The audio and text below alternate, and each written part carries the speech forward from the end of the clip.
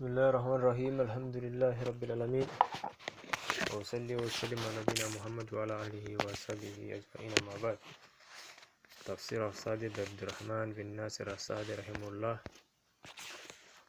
Continuing Surah Az Zumar from the verse 10. أي نعم. أعوذ بالله من الشيطان الرجيم.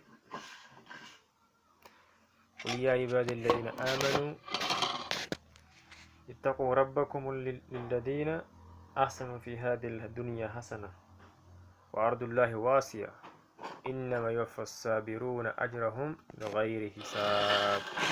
هنا.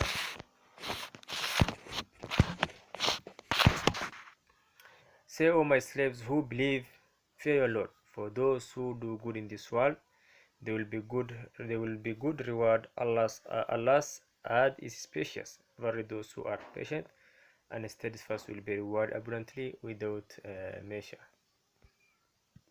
That is call upon the noblest of humankind, namely the believers, giving them the best of instructions, which is the command to fear Allah, reminding them for the reason why they should fear Him, which is because Allah is their Lord, who bestows blessings upon them, which requires that they should fear Him. More part of the blessing that Allah has bestowed upon them is faith, which requires them to fear Him. It's like saying, O generous one, give charity, or O brave one, fight. Allah tells them of their reward so as to motivate them to strive hard in this world. For those who do good in this world by worshipping their Lord, there will be good reward and abundant provision, peace of mind and joy in their heart. As Allah subhanahu wa ta'ala tells us elsewhere, whoever does righteous deeds, male or female, and is a believer, will surely grant him a good life. Allah's is spacious, so if you are prevented from worshipping Him in one land, then migrate to another land where you can worship your Lord and will be able to establish your religion. When Allah says, for those who do good in this world, there will be good reward, some may have reason to think based on this verse that the next is general in meaning and that anyone who does good will have good in this world. So what about those who believe in some land and are persecuted and are humiliated and do not get that good in this world? Therefore, this notion is warded off by the words Allah's ad is spacious in this regard. They are glad tidings, as said by the Prophet ﷺ when he said, a group of my ummah will continue to adhere to the truth, prevailing and not harmed by those who forsake them or differ with them until the decree of Allah comes to pass. When they are like that, that is Muslim. This verse refers that and is close in meaning to it. For Allah subhanahu wa ta'ala has told us that His ad is spacious. So whenever you are prevented from worshipping Him in one place, then migrate to somewhere else. This is general in meaning and is applicable at all times and in all places. Anyone who migrates will inevitably find some Muslim community to whom he may turn and a place where he can practice his religion. But those who are patient and steadfast will be rewarded abundantly without measure. This is general in meaning and applies to all types of patience. Patience is in accepting the decree of Allah, even if it is painful, so they do not complain about it. Patience in refraining from sin and not committing it, and patient obeying Allah so that they do it. Allah has promised those who are patient their reward without measure, that is without the limit or counting. That is only because of the virtue and high status of patience before Allah, for it helps in all things.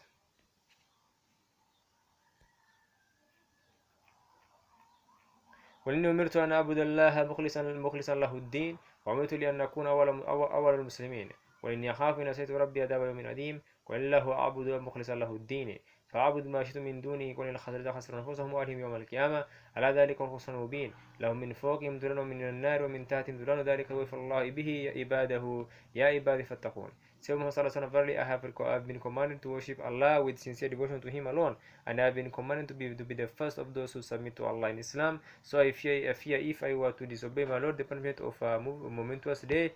Say it is Allah I worship with sincere devotion to Him alone. So worship whatever you wish besides Him. Say indeed the real losers will be those who lose their own souls and their families on the day of resurrection. That is indeed manifest loss. They will have layers of fire above them and beneath them. Thus Allah instill fear in His slaves. O my slave, then fear me. Say, O Messenger sallallahu alaihi wasallam to the people, verily I have been commanded to worship Allah with sincere devotion to Him alone. This was the beginning of the surah where Allah subhanahu wa ta'ala says, so worship Allah with sincere devotion to Him alone. And I have been commanded to be the first of those who submit to Allah in Islam, because I am the one who calls and guides people to their Lord, which dictates that I should be the first one to comply with what I enjoin and the first one to submit to Allah in Islam. This will be the case on the part of Muhammad and on the part of those who claim to be his followers. It is essential that they comply visibly and outwardly with the teaching of Islam, and that they be sincere to Allah alone in all their deeds, both visible and hidden.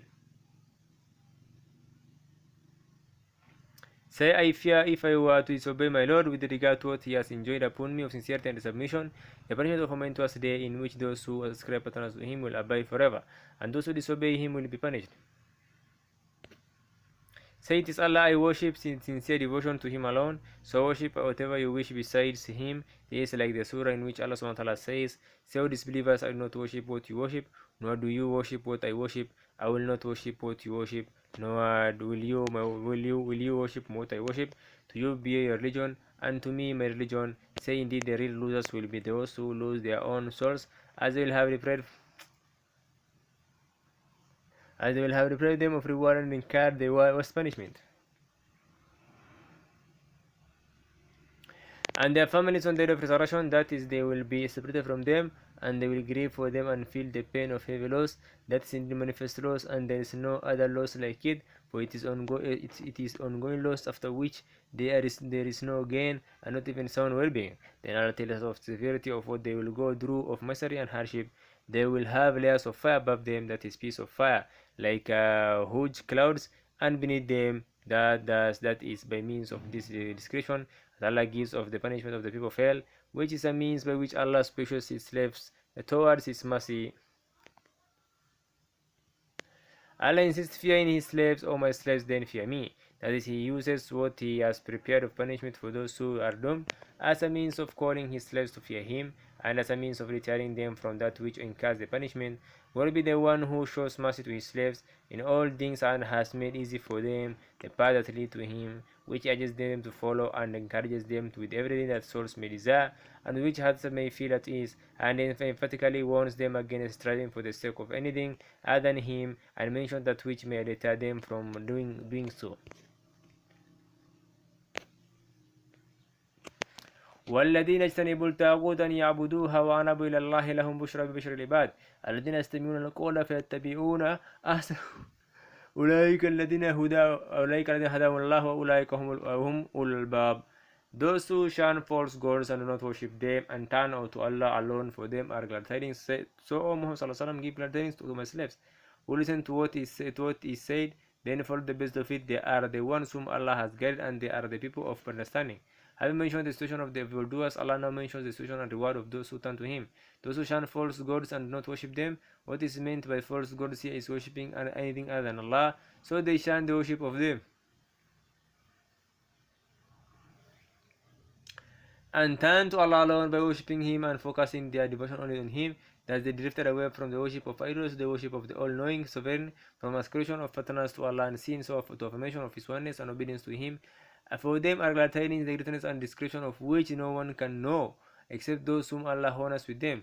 This includes glad tidings in the life of this world, in the form of lofty reward, good dreams, and divine care, through which they see that He wants to honor them in this world and in the hereafter, and they will have glad tidings in the hereafter at the time of death, in the grave, and on the day of resurrection, and the ultimate glad tidings will be when the most generous Lord gives them the glad tidings of His eternal pleasure, care, generosity, and granting them safety and security in paradise.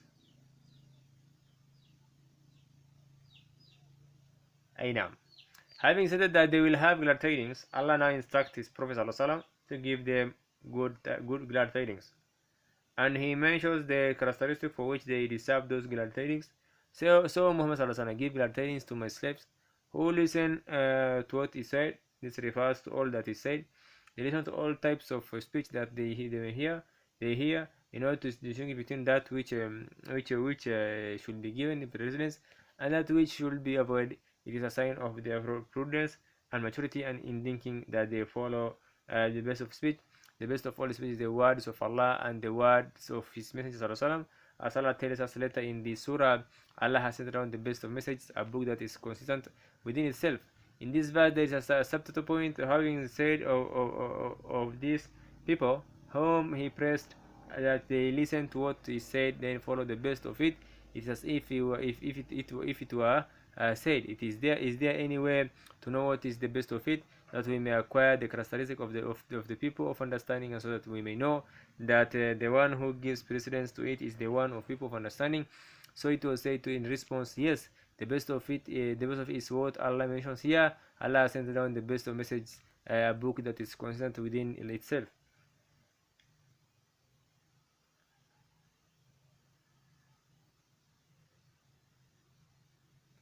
Who listen to what is said, then follow the best of it, they are the ones whom Allah has guided to the best of attitudes and deeds, and they are the people of understanding, that is, people with smart minds. Part of the understanding and prudence is that they know what is good and what is not, and they give precedence to that which precedence should be given over all else.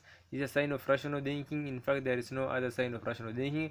Apart from that, the one who does not distinguish between good words and bad words is not one of the people of sound reasoning. As for the one who distinguishes between them, but his whims and desires overwhelm his rational thinking, his rational thinking is subject to his whims and desires, so he does not give precedence to that which is best, and therefore he is a man of no understanding.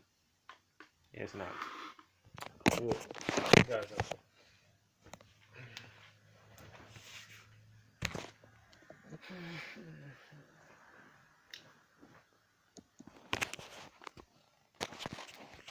أفمن حق عليه الكلمة الأداء أفأنت تنقذ من في النار لكن الذين اتقوا ربهم لهم غرفا من فوق غرف من ممينات تجري من تحتها الأنهار وأعد الله له الله الميعاد.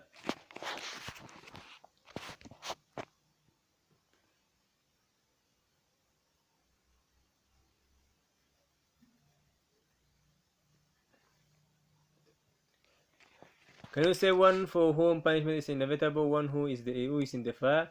But for those who fear their Lord, they will be lofty dwellings, one above another, built high, beneath which rivers flow. This is the promise of Allah. Allah does not break His promise. Can you save one for whom the punishment has become inevitable because he persisted in his stubborn and misguidance and disbelief? There is no way that you can guide him, and you cannot save him from the fire. Rather, the ultimate gain, ultimate triumph for those who fear Allah, for whom He has prepared honor and all kinds of delight. No one can estimate how great they are, but for those who fear their Lord, they will be lofty dwellings, that is, high and adorned abodes, because of their beauty, splendor, and purity. The outside will be invisible from the inside, and the inside will be invisible from the outside. Because they are so high, they can be seen from afar, like a bright star on the western horizon. Hence, Allah subhanahu wa ta'ala says, one above another, built high, made of gold and silver, and their mortar will be musk, beneath which rivers flow, to irrigate the verdant gardens and beautiful trees which will produce delicious crops and ripe fruits. This is the promise of Allah. Allah does not break His promise. He has promised this reward to those who fear Him, so He will inevitably fulfill His promise. Therefore, let them acquire the characteristics and qualities of those who fear Allah, so that He may reward them in full.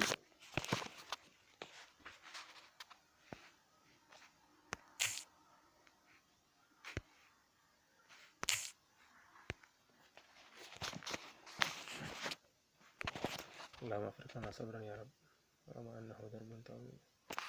ألم تر الله أنزل من السماء ماء فسلكه ينابيع في الأرض ثم يخرجه بزرعا يخرج مختلف ألوانه ثم يهيج فترى مصفرا ويجعله هداما إن في ذلك لذكرى لأولي الألباب.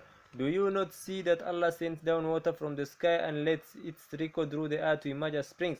Then He brings forth by means of its crops of various kinds. Then they wither, and you see them turn yellow. Then He causes them to crumble. Verily, in that is a sign for people of understanding. Here Allah subhanahu wa ta'ala reminds the people of understanding of what He sends down from the sky of water and lets it trickle through the earth to emerge as springs. In other words, He deposits the water so that it will emerge easily as springs. Then He brings forth by means of its crop of various kinds, such as wheat, corn, barley, rice, and other things. Then they wither after they reach their peak, or when they are affected by blight. And you see them turn yellow. Then He causes them to crumble and break up. Allahumma stop.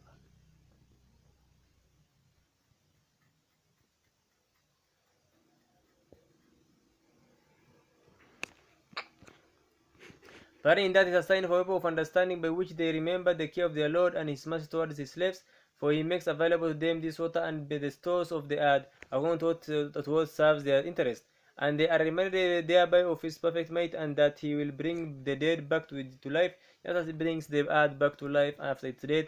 And they are reminded that the one who does that is the only one who is deserving of worship. O Allah, make us among the people of understanding whom you raise and set us, and guide by means of what you have given them of some reason. And to him you have shown the subtle meanings of your book and the beauty of your verses that no one before them understand on such a level, for you are the bestower.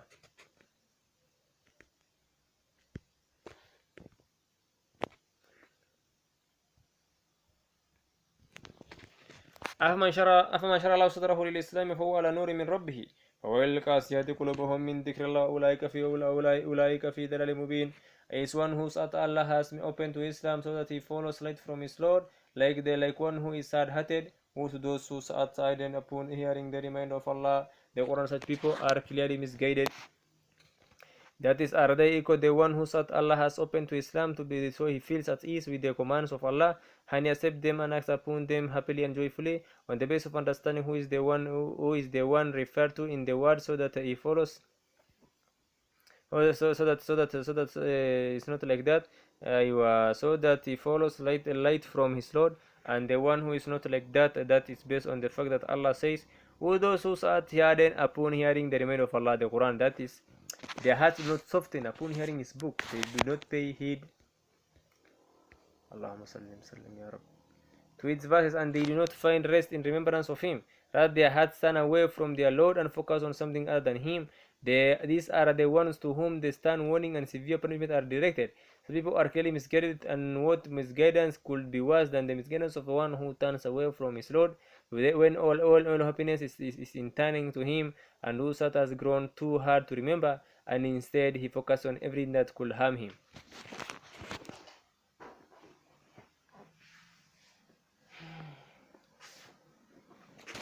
الله نزل أحسن الحديث كتابا متشابها مثانيا لتقشعر منه الجلود الذين يخشون ربهم ثم تلين جلودهم وقلوبهم إلى ذكر الله ذلك هدى الله يهدي به من يشاء ومن يضلل فما له من هاد. Allah sent down the best of message, a book that is constant within itself, wherein in reiteration the skins of those who fear their Lord tremble with it. When they hear it, then their skins relax and their hearts soften towards the remainder of Allah. The Quran, that is the guidance of Allah with which He guides whomever He will, but whomever Allah has caused to go astray, no one can guide. Here Allah speaks of His book that He sent down, telling us that it is the best of message. That is the best of all message. The best of speech is the word of Allah, and the best of the divinity revealed book is this Quran, as is the best that it is known. Its wordings are the most eloquent and clear, and its meanings are the most sublime, because it is the best of messages and its wording and meaning. It is consistent and harmonious in its beauty, and it's not contradictory in any way whatsoever, to the point that the more a person reflects on it and ponders it, he will see of its harmonious nature, even in some of its ambiguous verses, that which will dazzle those who reflect, and he will be certain that it can only have come from one who is most wise, all-knowing.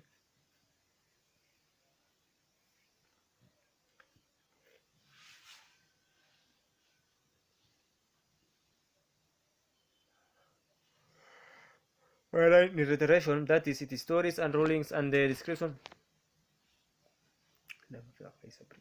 and the reason of good people and evil people are repeated, and the names and attributes of Allah are repeated in it. This is the manifestation of its majestic and beautiful nature, for Allah knows how much people need its meaning and its ideas to purify their hearts and perfect their character.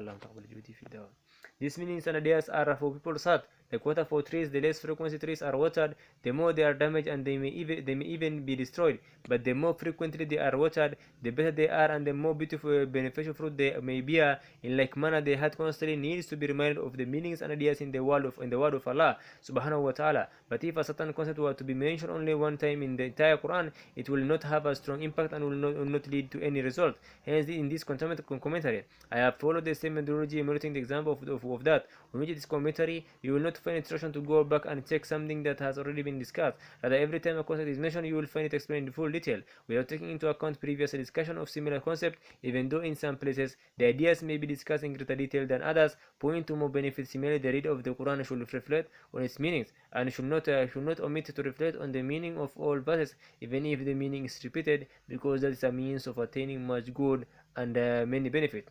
Because the Quran is of such a majestic and great nature, it had an impact on the hearts of people of understanding who were guided, as Allah subhanahu wa ta'ala says. The skins of those who fear their Lord tremble with awe dread. I know. Because of what it contains of verses that instill fear and awe in their hearts, then their skins relax and their hearts soften towards the reminder of Allah. That is when there is a mention of hope and glad tidings for the righteous. Sometimes encourages them to do good, and sometimes warns against doing evil, such namely what Allah has mentioned of the impact that the Quran has on them. It is the guidance of Allah, that is, it is guidance from Him to His slave, and is part of His grace and kindness towards them, with which He guides by means of that whomever He will of His slaves.